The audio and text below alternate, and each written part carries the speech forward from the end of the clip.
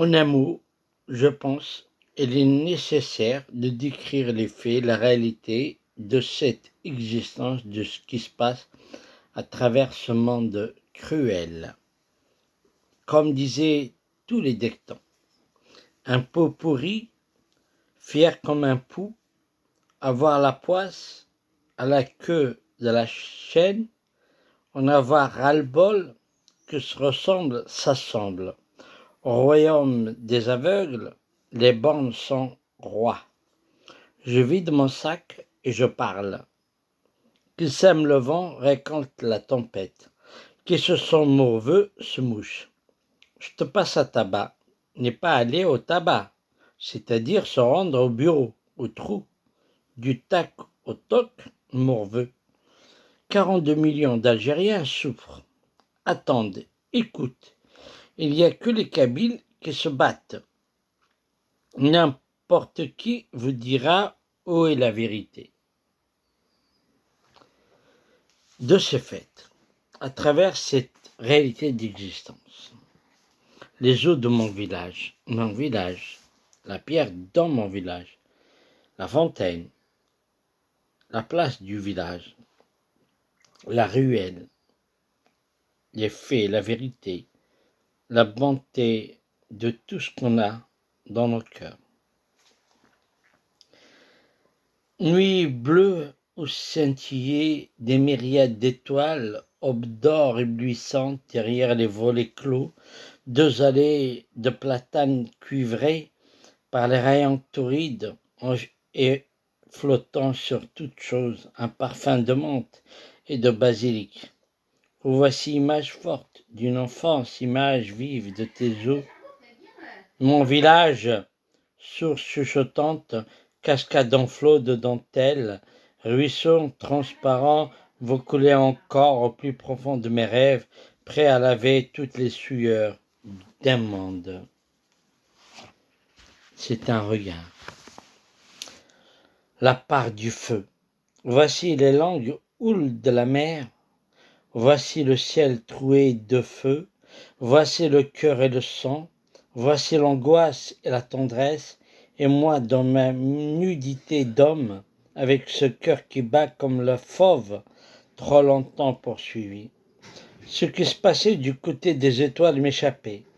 Je n'étais pas devin comme les bergers de Provence. Je parcourais, je hantais le couloir ténébreux des villes impitoyables de granit. Ce village, j'étais né pour l'arbre et le terreau, pour les odeurs saisissantes des aubes, pour le repos parmi les autres herbes, des bords des lacs pour y attendre avec ferveur les ruisseaux, les tout derniers battements de mon cœur. Ah! Il y avait longtemps déjà que l'herbe et l'étoile, et le flanc blanc de cette femme bénie ne m'écartelaient plus.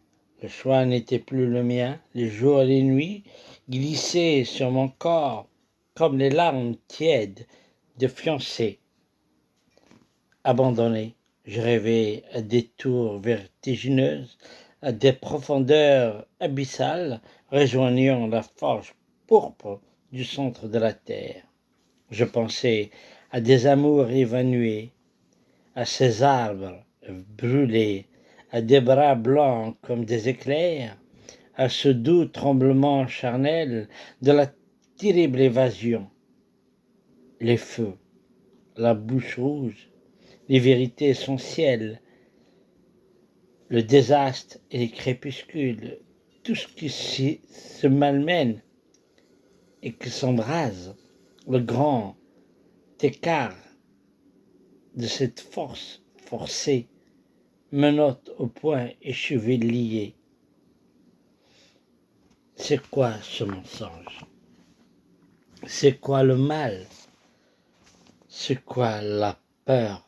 Nuit d'orage sur les grands dieux de ces villages, de ces cœurs, de ceux qui résistent, qui se battent, qui vomissaient le dernier tube de l'été, tandis qu'ils pénétraient dans la salle, dans le village, dans ces ruelles, habitués, étaient attablés devant leur combat contre le fond. Ils se battent encore au bout de tout ce temps, ce souffrant. En actualité régionale, pic de chaleur attendu, un grand titre attire son attention, terrible feu, en plein cœur de la Kabylie. Pierre a à peine la force d'aller faire le nécessaire. Une petite revue de l'auberge venait tout juste de refaire d'aspect rustique ses volets de bois fraîchement repeints. Il était accueillant. Un marronnier qu'embarrageait l'entrée à long couloir séparé en deux. À droite était le feu, à gauche était l'ennemi. Au fond, la réalité nous blesse. Ce jour-là, je prendrai un jour la direction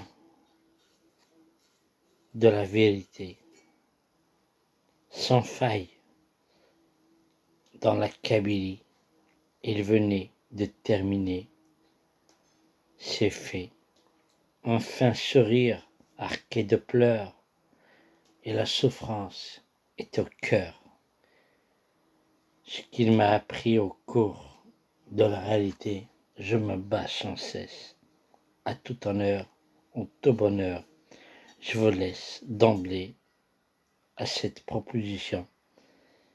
Je vous sollicite, si vous acceptez la force de m'écouter. Hier soir, aujourd'hui et demain, le train est reparti.